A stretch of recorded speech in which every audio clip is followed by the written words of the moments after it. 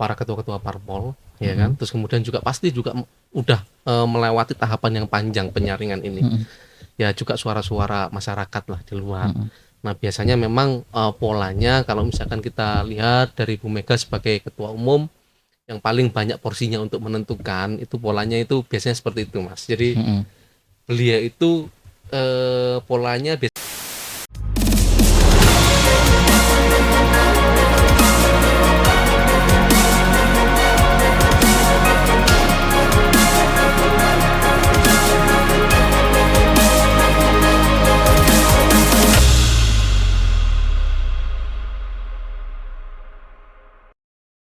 Halo pemirsa, Adrian Surya, berjumpa lagi dengan saya, Adrianus Adi. Nah, hari ini kita kedatangan tamu dari teman-teman Ganjaris. Oke, halo Mas, apa kabar? ya baik, Mas, Satri, perkenalan. sehat. Perkenalan dulu dengan Mas. Iya, saya Zulfikar. Mas Zulfikar. Jadi koordinator Ganjaris Provinsi Jawa Timur. Ya, didaulat sebagai Panglima Tempur lah. Panglima Tempur Ganjaris ya, di Jawa dari Timur. relawan Ganjaris ya. Oke, Mas. Saya juga bikin komunitas juga yang bergerak memang di social movement. Namanya ini Komunitas Sego Anget. Komunitas Sego Anget. Artinya seneng Ganjar Pranowo banget. Ya. Gerakan kita ini lebih ke acara sosial, Mas. Jadi bagi-bagi nasi kotak kayak gitu, terus kemudian bersih-bersih misalkan tempat ibadah, kemudian tempat-tempat umum kayak gitu nantinya. Konsepnya seperti itu. Oke. Mas, ini lagi anget nih Ganjar Pranowo hari ini. Ya. Jadi podcast ini diambil hari ini tanggal 18 Oktober, hari Rabu. Nah, pagi tadi Bu Megawati itu udah mengungkapkan sosok calon wakil presiden yang akan mendampingi Ganjar Pranowo di Pilpres mendatang. Dan sepertinya tidak ada reaksi apapun dari PDI ataupun dari partai pengusungnya. Nah, kalau dari relawan ini seperti apa, Mas? Dari komunitas Sego Anget dan Ganjaris Jawa Timur dengan terpilihnya Pak Mahfud MD. Ya, kalau dari kita teman-teman relawan ya menyambut baik lah, menyambut sangat gembira sekali keputusan hari ini yang disampaikan oleh Bu Mega ya.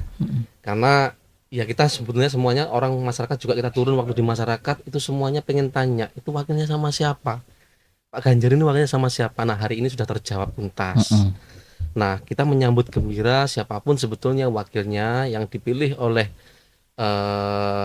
Bu Mega sebagai ketua umum partai politik pendukung, dan beberapa pasti juga ada tim di dalamnya, sehingga memunculkan nama Prof Mahfud. Saya pikir itu sudah melalui pertimbangan yang sangat panjang dari berbagai aspek, istilahnya penilaian ya mungkin yang terbaik saat ini adalah Mas Ganjar berpasangan dengan Prof Mahfud.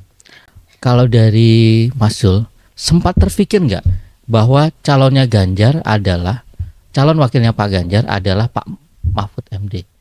Ya, kita sudah pernah beberapa kali diskusi juga teman-teman. Kita kan terutama di Jawa Timur ya, karena kita juga sering turun di Jawa Timur. Memang ada beberapa lah nama yang muncul kalau di Jawa Timur itu.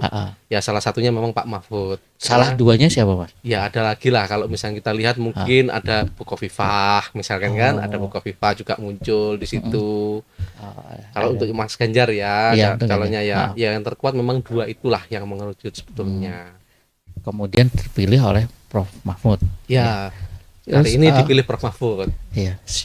Kira-kira nih ya dari Masnya, berarti ini kan sudah ada gambaran memang ya antara dua orang itu. Nah, ketika itu disampaikan di dalam komunitas dan disampaikan oleh Bu Mega, kemudian udah diresmikan, dari Masnya mungkin gimana nih? Oh, kaget nih, kenapa kok yang dipilih Prof Mahfud gitu, ada nggak? Oh enggak, kita nggak ada kekagetan di sana karena dari awal memang kita kan relawan Ganjar ya, relawan Ganjar Pranowo. Memang fokusnya kita memang jalan untuk Pak Ganjar ya. Siapapun wakilnya maka kita akan mendukung di situ. Itu sudah, dan kita sudah sosialisasi nanti di bawah. Dari kemarin kita juga serap aspirasi masyarakat. Ya intinya kalau bisa dari teman-teman misalkan di kalangan Nadrin juga berharapnya adalah dari kelompok hijau. Nah, saya pikir pertimbangan yang di pusat itu sudah matang sekali lah.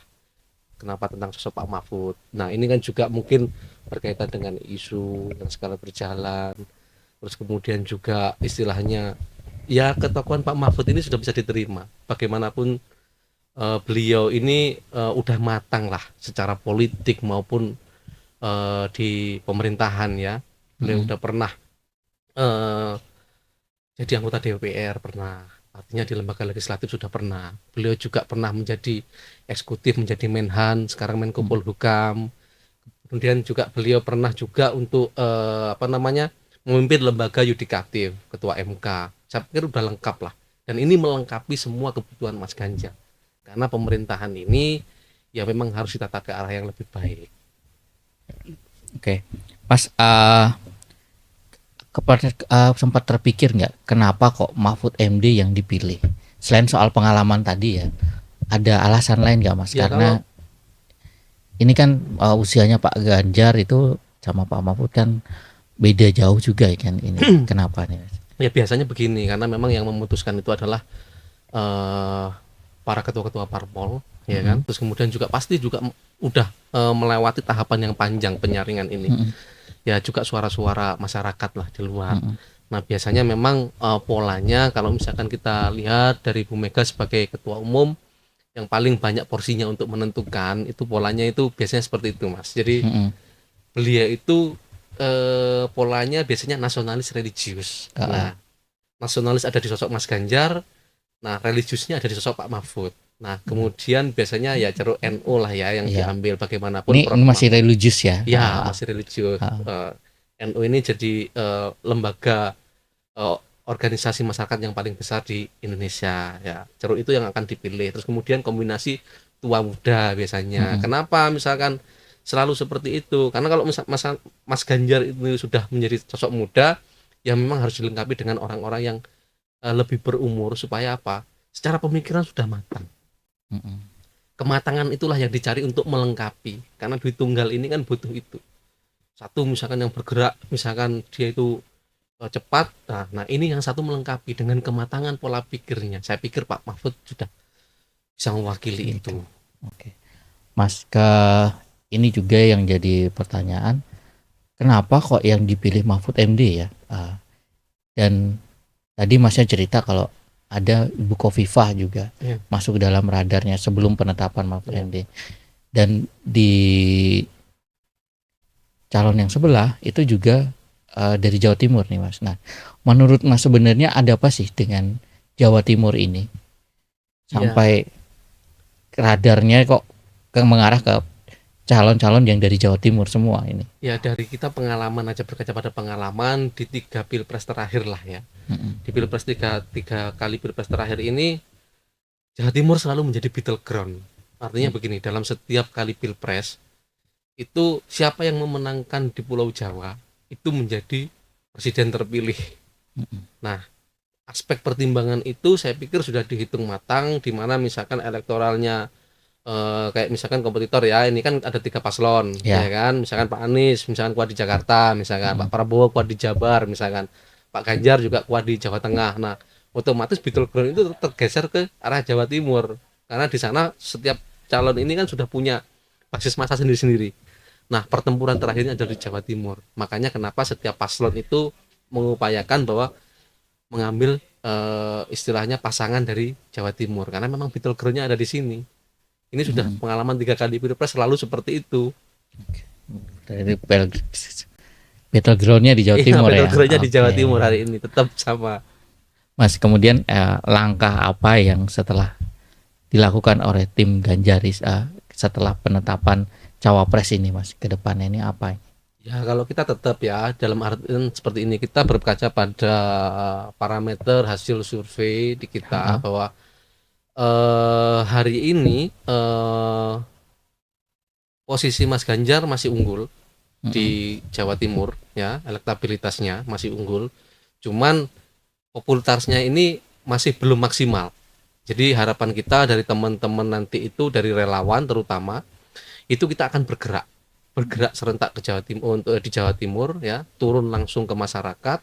Mungkin kita juga lakukan nanti canvassing door to door supaya untuk mengenalkan lebih besar lagi popularitasnya Mas Ganjar. Artinya kita memang mengenalkan profilnya Mas Ganjar seperti apa.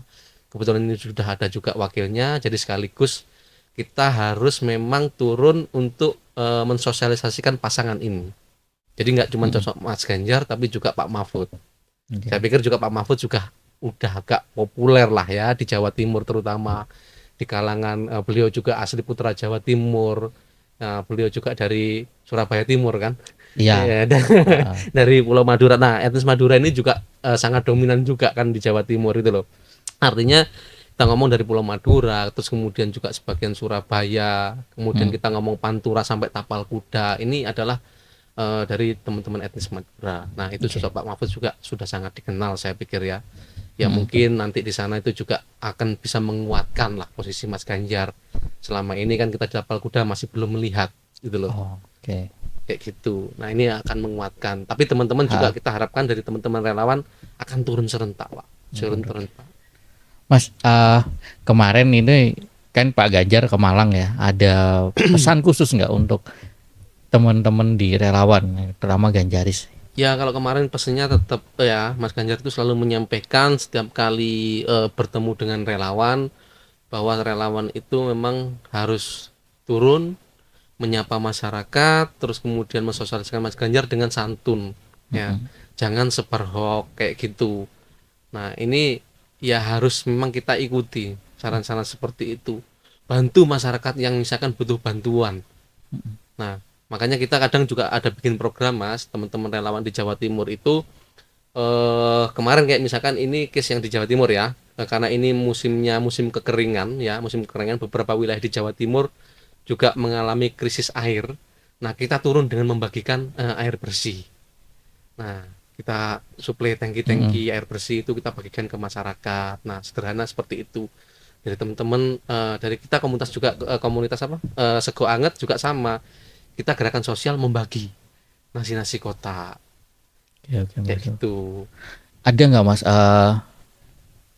obrolan-obrolan di luar kegiatan kemarin kayak kemarin kan Pak Ganjar itu di Malang kan di UM gitu, bertemu rektor dan para mahasiswa.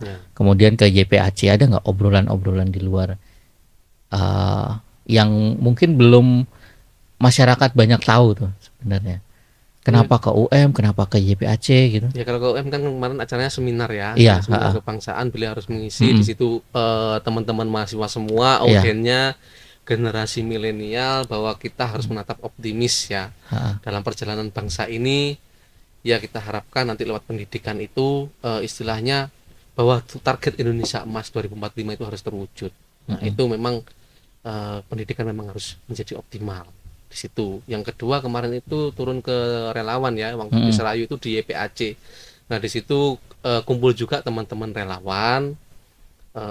Briefingnya tetap sama, artinya kita harus turun ke masyarakat, bantu masyarakat. Terus kemudian juga di YPAC kemarin itu sempat kan mereka Pak Ganjar juga menyapa teman-teman penyandang disabilitas. Nah, di situ beliau sudah konsen dari lama lah kalau masalah disabilitas. Artinya keadilan bagi disabilitas itu nanti yang menjadi prioritas ketika beliaunya nanti terpilih menjadi presiden. Insya Allah mereka akan terperhatikan oleh negara. Itu. Berarti kenapa di YPAC, karena ada isu disabilitas yang mau diangkat? Iya, salah satunya itu. Memang dia konsen sudah lama lah. Kalau masalah disabilitas itu. Mas, mungkin ada yang ini nggak, Mas? Isu-isu yang mungkin kita perlu tahu nih dari Pak Ganjar. Apa itu, Mas Satri? Ya, mungkin ada off the record-nya, Mas, kira-kira. Ya, nggak tahu, kita tunggu aja lah kejutan politik ini nanti ke depannya bagaimana, karena kan ini kan sudah jadi ya. Artinya kan KPU juga sudah menetapkan tanggal, mulai besok tanggal 19 udah dimulai pendaftaran. Ya kan, pendaftaran calon pasangan. Ya. Kita lihat kalau informasi yang tadi disampaikan bahwa kita juga akan mendaftarkan pasangan Mas Ganjar sama Pak Mahfud itu di tanggal 19 besok. Besok berarti ya? Besok. Kayaknya besok juga ada dua kayaknya yang sudah siap-siap gitu loh. Siap-siap mengajukan mendaftar gitu loh. Dan setelah penetapannya Pak Ganjar ada hubungan nggak ke komunitas lagi, ke relawan? Besok gini gitu, siapkan atau tetap lanjutkan gitu, ada lagi? Ya, kita masih belum tahu nanti perintahnya seperti apa, artinya brief untuk relawan bagaimana, karena kan ini sudah eh ada tim ya, sudah Iya. terbentuk ya, tim pemenangan nasional itu sudah terbentuk. Mm-mm. Nah, nanti mereka yang mungkin akan mengatur strategi semuanya, baik itu untuk parpol, mesin politik, Mm-mm. dan juga mungkin untuk relawan. Nanti mereka yang akan mengomandoi di tim pemenangan ini. Oke, baik. Terima kasih Mas Zul. Sama-sama Mas Adri. Demikian teman-teman perbincangan kita dengan Mas Zulfikar dari Ganjaris Provinsi Jawa Timur. Oh ya Mas, Ganjaris ini se-Indonesia Raya berarti? Ya, nasional sih sebetulnya. Nasional ya? Nasional, iya. Nasional, Cuman oke. saya kan Yang di Jawa Timur. minta untuk jadi Panglima Tempurnya Jawa Timur saja ya. Mantap. Kita udah 38 kota kabupaten Oke, 38 kota kabupaten se-Jawa sudah Timur ada. ya, Jawa Timur. Oke. Baik teman-teman, demikian perbincangan kita dengan Mas Zul. Sampai jumpa di acara berikutnya.